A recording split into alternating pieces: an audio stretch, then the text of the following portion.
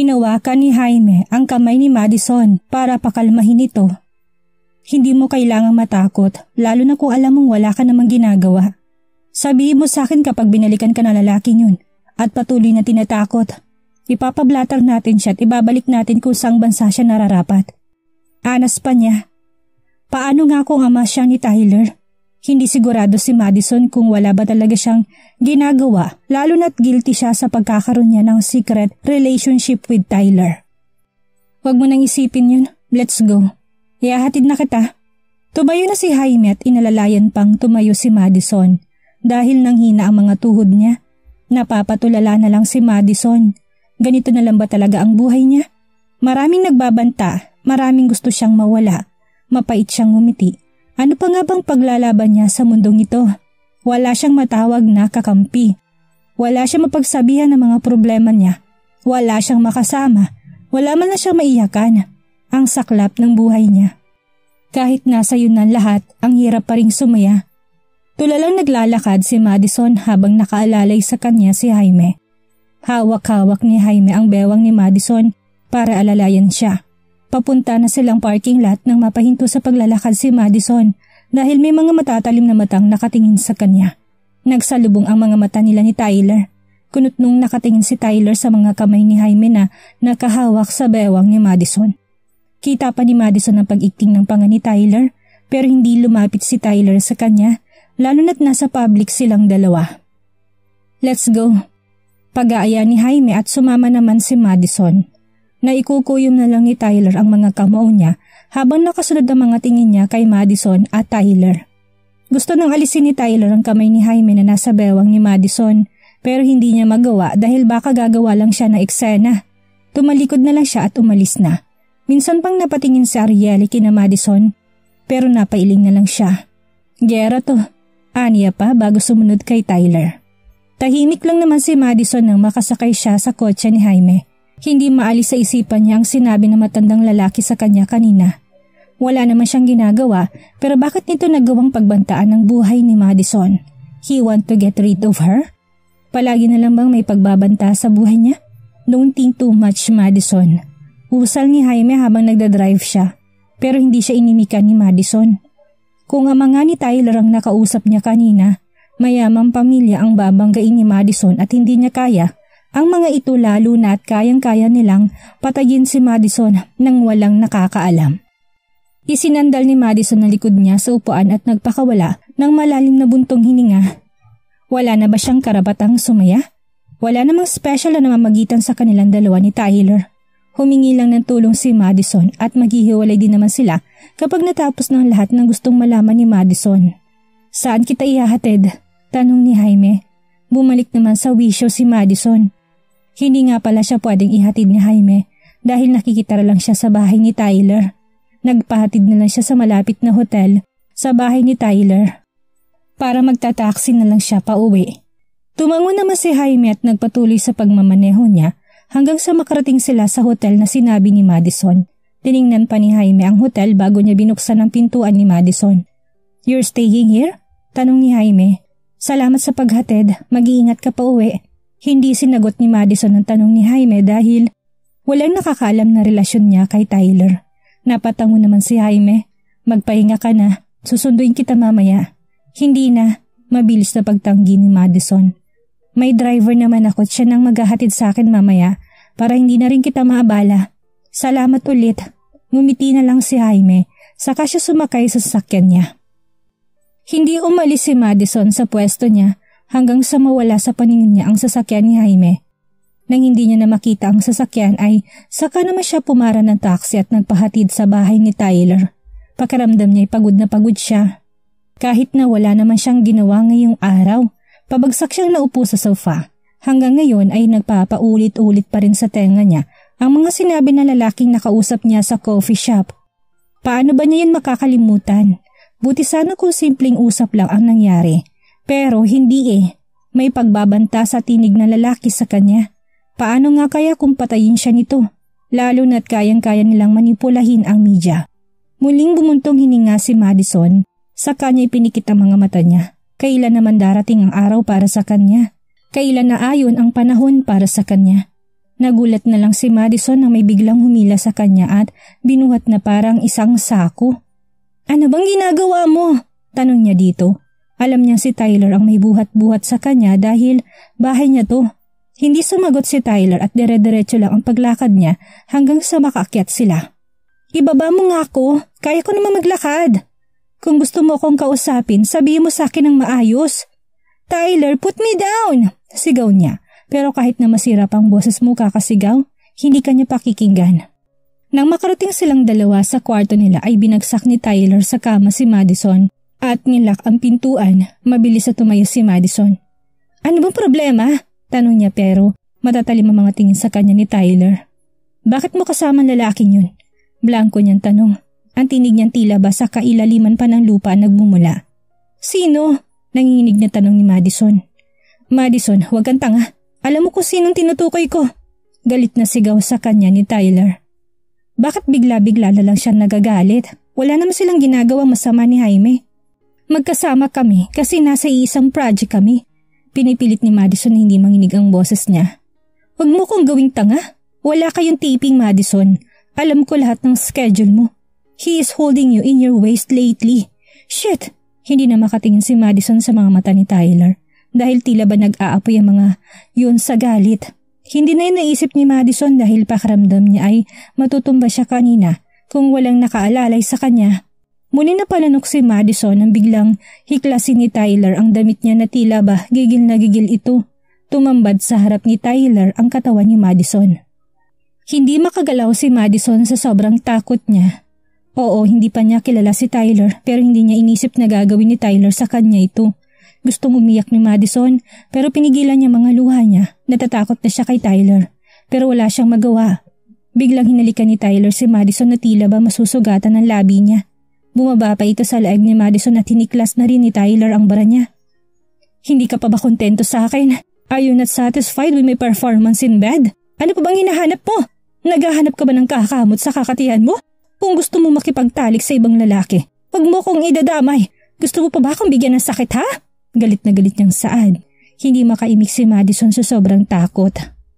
Gusto niyang sampalin si Tyler sa pagbibintang na naman siya. Sa hindi niya naman ginagawa pero pakiramdam ni Madison at biglang naman ang mga kamay niya at hindi siya makagalaw. Inalis na rin ni Tyler ang natitirang saplot kay Madison at persahan niya itong inihiga sa kama. Bakit niya iniisip na magpapagalaw siya sa ibang lalaki? Yun ba ang tingin niya sa kanya? Alam naman ni Tyler na siyang nakauna kay Madison, hindi ba? Kaya bakit niya pinag-iisipan si Madison na hindi siya marunong makontento? Anong klaseng performance bang hinahanap mo?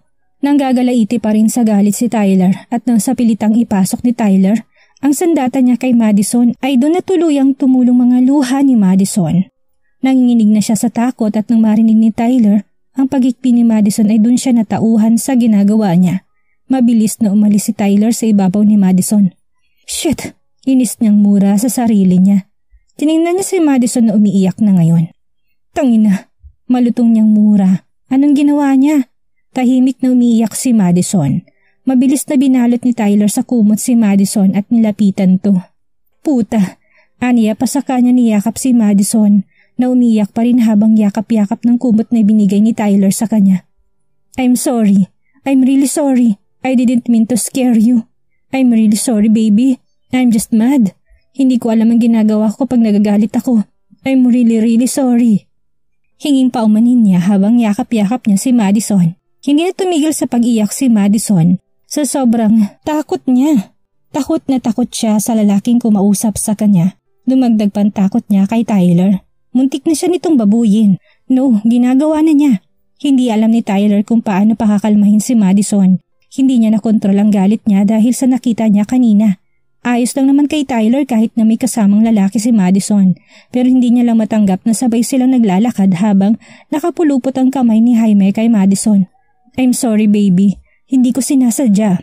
I'm really sorry. Hurt me, slap me, curse me hanggang gusto mo. Forgive me, Madison. Sincero niyang saad habang hinahaplos ang buhok ni Madison. Nakasubsob ang mukha ni Madison sa dibdib ni Tyler habang umiiyak. Gusto nilang saktan ni Tyler ang sarili niya dahil sa ginawa niya kay Madison. Masyado niyang tinakot to. Hindi man lang niya kinausap ng maayos bago siya nag-react at nagalit. Shh, I'm sorry. Hindi ko sinasadyang takutin ka. Walang katapusan ang paghingi niya ng sorry. Sawang-sawa na kasi si Tyler sa pangluloko sa kanya kaya nawawalan siya ng tiwala sa mga babae. Hinalikan ni Tyler ang ibabaw ng ulo ni Madison at hindi niya ito pinakawalan sa pagkakayakap niya. Hindi niya na rin alam kung paano niya ba kokontrolin ang sarili niya. Hindi alam ni Tyler kung anong takot ang binigay niya kay Madison. Nawala siya sa sarili niya at hindi niya nakontrol ang galit niya. Mabuti na lang at nakontrol niya ang sarili niya kanina para sugurin si Jaime. Mahina ng pag-iyak ni Madison at unti-unti na rin itong kumakalma. Humiwalay na si Tyler sa pagkakayakap niya kay Madison. Sa kanya pinunasan ng mga luha ni Madison ang hinlalaki niya. I'm really sorry if I scared you, Madison. I didn't mean it. Hinging paumanhin pa rin niya. Hindi maintindihan ni Madison kung bakit ba ito nangyayari sa buhay niya. Oo, asawa niya si Tyler at hindi niya yun mababago. Pag-aari siya ni Tyler at wala siyang karapatang magreklamo sa gusto nitong gawin sa kanya. Lalo na't kusa niyang binenta ang katawan niya kapalit ng pagtulong at pera ni Tyler. Nakayuko pa rin si Madison. Mas nangingibabaw ang takot niya sa lalaking nakausap niya kanina. Gustong-gusto niyang itanong yon kay Tyler pero ayaw ni Madison na madamay pa si Tyler sa sarili niyang problema. Lalo na kung totoo nga ang hula niya na ama ni Tyler ang nakausap niya kanina. Are you scared of me? Look at me. Malambing na anas ni Tyler. Umiling lang naman si Madison pero nanatiling nakayukong ulo niya. Ano bang karapatan niya para tumanggi sa gusto ni Tyler na gawin? Yun naman talagang usapan nilang dalawa, to be his bed slave. You want to have sex with. I'm sorry kung gusto mo makipagtalik sa akin. You can tell it to me, Tyler. You don't need to force me. I am willing to give myself to you. Mahinang saad ni Madison. Umiling naman si Tyler dahil hindi naman talaga parausan lang ang tingin niya kay Madison. Hinawakan niyang dalawang kamay ni Madison at hinaplos yun. Hindi ko lang nakontrol ang sarili ko when I saw you with that man. Hindi sa inaangkin kita but I don't want them to touch you. No man can touch you, Madison. Is he jealous? Natawa na lang si Madison sa isipan niya. Si Tyler ay magsiselos? For what? Wala silang special na relasyon maliban sa may kasunduan silang dalawa. Malamang hanggat mag-asawa sila, hindi siya pwedeng makisama o mahawakan ng kahit sinong lalaki. Pasensya ka na, wala kaming ginagawa ni Jaime. Inaalalayan niya lang ako maglakad dahil pakaramdam ko anumang oras ay babagsak ako. Paliwanag niya. Napapahiya tuloy si Tyler. Hindi man lang niya kasi hinintay na magpaliwanag sa kanya si Madison o alamin kung bakit nga ba sila magkasama at magkahawak ni Jaime. Are you okay? What happened? Tanong niya na lang.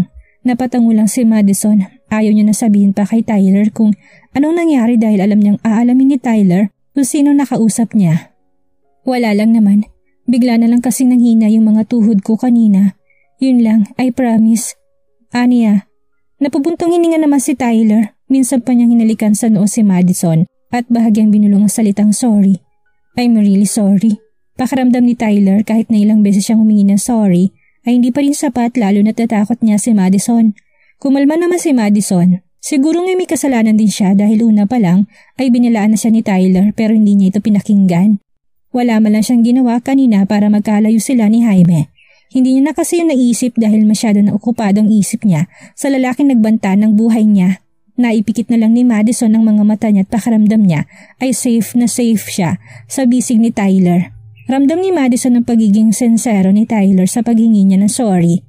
Ngayon alam niya nang hindi kayang kontrolin ni Tyler ang galit niya kaya mag-iingat na siya sa susunod. Magbihis ka na at sumunod ka sa akin sa ibaba. Anas ni Tyler na tila bata naman tumango sa kanya si Madison. Nananatili nakabalot pa rin sa kumot si Madison at walang saplot. Lumabas na si Tyler sa kwarto at nagtungo na ng kusina. Naghanda na siya namang iluluto niya para pangbawi man lang sa ginawa niya kay Madison. Napahilot na lang siya sa sentido niya at inis na sinampal ang sarili. Ano na lang ang iisipin ni Madison sa kanya? Katawan niya lang ang habol niya? Buisit, nainis niya na namang usal sa sarili. Naipilig na lang niya ulo niya at sinimulan ng pagpe-prepare niya ng mga iluluto niya.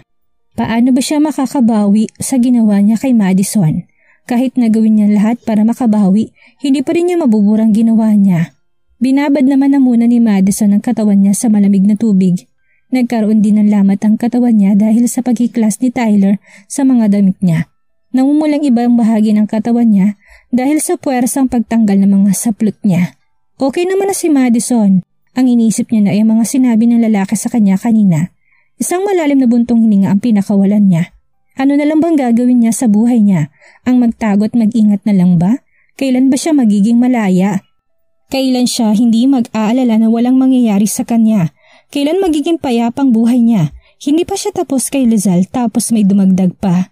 Hindi pa siya nakakapagsimula pero tila ba may taong gusto na siyang tapusin. Maring pinikit ni Madison ang mga mata niya saka siya humugot ng malalim na buntong hininga. Hindi man magiging madali sa kanya kung anong misyon niya, sisiguraduhin pa rin niyang malilinis niya ang pangalan niya at isisiwalat sa publiko ang salarin kahit ng kapalit nito ay ang buhay pa niya. Marami man siyang babanggain pero hindi siya susuko doon. Hindi siya titigil doon. Matapos niyang ibabad ang katawan niya sa tubig ay umahon na rin siya at nagbihes. Tiningnan pa niya sa salamin ng ilang namumula sa katawan niya dahil kanina. Hindi naman yun malala at hindi rin naman mahapdi. Pinulot niya mga punit-punit niyang damit sa kanya nilagay sa basurahan at bumaba na. Pababa pa lang siya ng hagdan ay amoy na amoy niya ng masarap na niluluto mula sa kusina. Dumiretso siya sa kusina at nakita niyang si Tyler ang nagluluto. Nakahubad na naman ito at nakasuot ng apron habang nagluluto. Maupo ka na muna, malapit na ako matapos. Saad ni Tyler nang mapansin niya si Madison. Lumapit naman si Madison at tiningnan ang mga pagkain na tapos ng lutuin ni Tyler. Maya-maya inihain na ni Tyler ang mga niluto pa niya saka siya naupo sa tabi ni Madison. Ihahatid na kita mamaya sa kumpanya at sa office naman kita hintayin para sabay na tayong umuwi. Uwi ka niya. Pero gagabihin na kami. Is it okay for you to wait that long? Sapat ba yun kapalit na nagawa ko sa'yo? Hindi naman nakaimik si Madison. Hindi naman yung sineryoso ni Madison. Natakot lang siya kanina at alam niya namang pinagsisisihan na yun ni Tyler. I'll wait you at may office kahit na anong oras kayo matapos. Pinal niyang wika. Hindi naman na umangal pa si Madison dahil mukha namang walang planong baguhin ni Tyler ang isip niya. Kukuha na sana ng pagkain si Madison nang ipaghain siya ni Tyler. Pakaramdam niya prinsesang-prinsesa siya ni Tyler. Hindi man ito naranasan ni Madison kay Rohan, at least may ibang lalaking pinaparamdam sa kanya na isa siyang prinsesa at kailangang ituring isang prinsesa sa buhay niya. Ngumiti si Madison nang iabot ni Tyler sa kanyang pagkain niya. Tahimik na silang kumakain ngayon. Nakatuon ang atensyon ni Madison sa pagkain niya habang pasulyap-sulyap naman sa kanya si Tyler. I'm really sorry for what I did earlier. Pangbabasag niya sa katahimikan nilang dalawa. Tiningnan naman ni Madison si Tyler sa katunginitian. It's okay. Hindi mo kailangang humingi ng tawad ng paulit-ulit. I'm okay now. Alam niya na kukonsensya pa rin si Tyler pero hindi naman kailangang paulit-ulit ang paghingi niya ng sorry dahil naintindihan naman niya. Matamis pang ngumiti si Madison para iparamdam kay Tyler that she's really okay now. Nagpatuloy silang kumain at nang matapos silang kumain ay tumambay na muna sila sa pool kung saan parehong nakatampisaw ang mga paa nila sa tubig. Anong plano mo matapos mong mapatunayang inosente ka sa mga binibintang sayo? Tanong ni Tyler. Napaisip naman si Madison kung ano nga bang gagawin niya matapos niya makamit ang lahat ng gusto niya. Gusto ko na magpakalayo-layo. Iwan na rin ang showbiz dahil hindi ko alam kung para sa akin ba talaga ang industriyang ito. Sa bawat galaw mo, konting pagkakamali mo ay may nakamasid sa'yo. Hindi mo magawang maging malaya dahil maraming mga matang nakasubaybay sa'yo. Siguro kapag natapos ng lahat, lalayo na ako sa bansang ito. Sagot niya. Kung dati gusto niyang maging isang prinsesa, lalo na kalagitnaan ng kasikatan niya, ngayon gusto niya na lang ng simpleng buhay kung saan walang mga media ang nagbabantay sa bawat kilos mo. Gusto na lang niyang mamuhay ng simple, kasama ng taong makakasama niya habang buhay. Mahal niya ang karir niya at masakit din naman sa kanya na iiwan niya rin ito pagdating ng panahon. Pero kailangan niyang pilitin ang sarili niya. Aanin mong kasikatan kung sa isang pagkakamali mo ay kamumuhian ka na ng lahat? Kung ganun, tatapusin mo na rin ang lahat sa ating dalawa. Tanong pa ni Tyler. Hindi ka agad nakaimik si Madison. Ano nga bang mangyayari sa kanilang dalawa kapag natapos ng lahat? Hindi ba't kasunduan lang naman ang lahat ng ito? Ano pa nga bang aasahan nila sa isa't isa? Ganun na nga siguro, pero kahit na matapos ng lahat sa ating dalawa, hindi ko kakalimutan ang lahat ng tulong mo sa akin, lalo na magiging asawa mo ko. It's my pleasure to be your Mrs. Moya, kahit na sa maikling panahon lang. Nakangiti niyang Saad saka siya tumingala at pinagmasdan ng kalangitan. Sana pagdating ng araw, katulad din siya ng kalangitan ngayon na payapa. Makalipas ang ilang oras ay nagayak na rin si Madison dahil dadalo siya para sa pagre-release ng unang episode nila. Tila ba biglang nawala ang kabang nararamdaman niya dahil mas nangingibabaw ng kaba niya dahil sa pagbabanta sa kanya ng matandang lalaki na hindi niya naman kilala. Katulad nga ng sinabi ni Tyler kanina ay inihatid siya nito sa kumpanya. Sa basement na silang dalawa dumaan at dumiretso na sa isang conference room. Kompleto na lahat ng mga artista at hinihintay na lang ang oras ng paglabas ng series nila. Excited silang lahat at kinakabahan dahil siguradong paglabas ng unang episode ay sasabog ng komento ang mga netizen. Nasa dulo si Tyler sa gitnang upuan habang nasa unahan niya naman ng kaunti si Madison. Bukas na bukas siguradong sasabog ang notification niya dahil paniguradong magugulat ang mga dati niyang fans. Ang inakala nilang patay na ay muling nagbalik at biglaan pa ang paglabas niya sa showbiz. Wala pa siyang nilalabas na statement regarding sa dati niyang issue. Pero mananahimik na muna siya ngayon at magugulat na lang mga dati niyang fans na mali ang inakusahan nila. Nakatingin si Tyler kay Madison, gusto niyang hawakan ang kamay ni Madison para iparamdam dito na magiging maayos lang ang lahat pero maraming nasa paligid nila at paniguradong magtataka mga to. Alam niyang pakiramdam ng mag-isa, wala mapagsabihan ng mga problema tila ba walang karamay sa magulong mundong ito. Ayan na! Excited na wika ng isa nilang katrabaho pero tahimik lang naman silang lahat. Nagumpisa ng una nilang episode at isang buntong hininga pinakawala ni Madison. Paniguradong mapupuno ng pagtataka mga dating nakakakilala sa kanya. Bakit ba kinakabahan ako? Anas pa ng isang artista pero walang umiimik sa kanya dahil lahat sila'y nakatuon ng atensyon sa pinapanood nila. Nagtatawanan na ang iba dahil sa mga nakakatawang reaksyon nila noong nagtitaping sila. Ang galing mo dun ha? Isa pa nga ulit? Nangasar na sad ni Gerald kay Jaime dahil sa acting nito. Natatawa naman tinapik ni Jaime ang kamay ni Gerald. Tinignan naman ni Lizelle si Madison at seryoso itong nakatingin sa malaking screen sa harap. Napangisi na lang si Lizelle sa kanya tinignan ang cellphone niya at binuksan ng social media niya. Napangisi na lang siya dahil sunod-sunod mga comments ng mga nanonood. Maraming nagagandahan sa series dahil ang iba sa kanila ay walang alam sa naging issue ni Madison pero mas marami ang mga comments dahil sa pagtataka kung muli bang nabuhay at bumangon sa libingan si Madison. They congratulated each other dahil naging successful ang unang episode nila. Tahimik pa rin si Madison, nakatingin siya sa malaking screen sa harap nila pero tila ba lumilipad ang isip niya. Nilapitan ni Jaime si Madison. You okay? Tanong niya dito, nilingon naman na muna ni Madison si Tyler pero wala na to sa pwesto niya. Wala namang ginagawa si Jaime sa kanya pero gusto niya lang mag-ingat. Ayaw niya idami ang mga taong malapit sa kanya. I'm okay, don't worry. Sagot niya. Palingalinga pa rin siya sa paligid nila dahil hindi niya napansin na lumabas si Tyler o baka nasa office na ito dahil doon sila magkikita mamaya. Kung iniisip mo kung anong sasabihin sa'yo ng iba, tandaan mo hindi sa kanila nakasalalay ang buhay at kinabukasan mo. Kung magpapadaig ka sa sasabihin ng iba, ikaw ang talo Madison. Napangiti naman si Madison dahil kahit papaano ay may mga ilang taong nagpapagaan ang pakaramdam niya pero hindi pa rin yung sapat para muli siyang magtiwala. Salamat Jaime, noted that. I have to go now. Pagpapaalam niya. Akman sana siyang tatalikod ng pigilan siya ni Jaime. May masasakyan ka ba? Ihahatid na kita kung wala. Salamat pero kasama kong driver ko. Mag-iingat ka pag-uwi. Aniya sa katuluyan ng tinilikuran si Jaime. Mabait si Jaime pero walang panahon si Madison para ma-attach sa mga lalaki. Hindi nga alam ni Madison kung anong nangyayari sa social media. Lalo na't katatapos i-ere ng una nilang episode. Gusto niya munang makatulog ng mahimbing ngayong gabi. Bahala na silang magrambulan sa social media dahil lang sa biglaang pagpapakita niya. Pumasok na si Madison sa office ni Tyler at nabutan niya naman ito doon. Let's go. Wika ni Tyler na kanatango ni Madison. Lumabas na silang dalawa pero sa exit sila dumaan para walang makakita sa kanilang dalawa na sabay na lumabas ng kumpanya. Nag-iingat lang naman sila kahit nasabihin pa nilang kayang kontrolin ni Tyler ang media. Nang makarating silang parking lot ay tinignan na ni Tyler si Madison. Are you okay? Tanong niya dito. Let's go home. I really need to rest now. Tila ba pagod niya ng wika. Hindi naman umimik si Tyler at pinaandar niya ng sasakyan niya. Tahimik lang si Madison. Iniisip ko ano bang nangyari sa social media ngayon.